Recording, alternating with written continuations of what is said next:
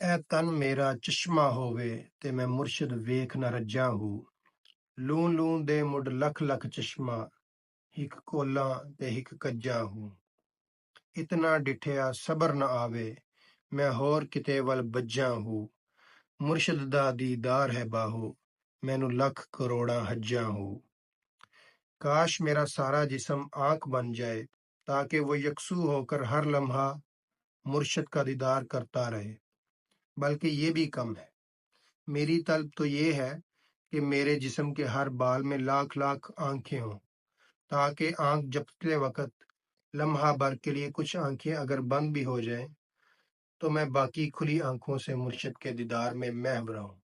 اتنی آنکھوں سے دیدار کرنے کے باوجود بھی میری طلب اور خواہش کم نہیں ہو رہی، بلکہ دیدار کے لیے بے چینی اور بے قراری بڑھتی جا رہی ہے۔ یہی بے قراری اور بے چینی مجھے فقر کی اگلی منزل تک رسائی کی خبر دیتی ہے۔ مرشد کا دیدار تو میرے لیے کروڑا حج کے برابر ہے۔ اللہ کرے یہ حالت مجھے ہمیشہ نصیب رہے۔